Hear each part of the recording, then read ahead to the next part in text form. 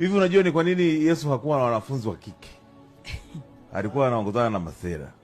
Mimi nikamwambia kwa nini Yesu alikuwa anajua kabisa kwamba unajua wanawake anaweza kawa ana kabati zima la nguo.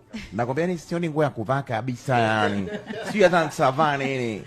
Kwa hiyo Yesu aliona yeye kutoa na masera kwa sababu wanawake kama angekuwa nao kwenye platform. Wabe jamani jana tumeenda Kapernaum nimevaa gauni hilo hilo.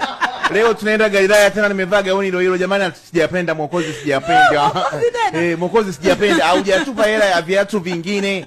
Yaani jamani tunazurura tu hivi afu milima jamani milima. Sasa milima hii kila siku na hizi sendo tutatoboa kweli. Akaona hapana lakini alikuwa na masela wale kina Petro wewe wanangu wewe Kapernaum. Watu wanakula kanzu wanakula sendo moto. Jamani si watu wanatupia kanzu wakishapidia vile vitani vyao hapa. Wanawake wasipili waoge. Petro anachohakikisha tu panga lake liko hapa sababu Petro mtu wa mazuna. Anataka panga lake liko hapa lakini wanawake sikia jamani hamna tupumzike kidogo wengine bado hatujafanya nails yani bado vizuri.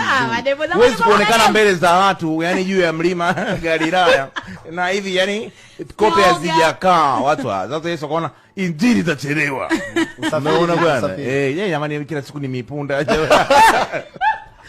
Kwa sababu malalamiko angekuwa mengi. Kwa hiyo akaona bwana ndemena. Akaona hapana ngoja niwe na masera tu. Kwamba wewe wanangu Galilaya fresh watu wanakunguta kanzu nini na moto.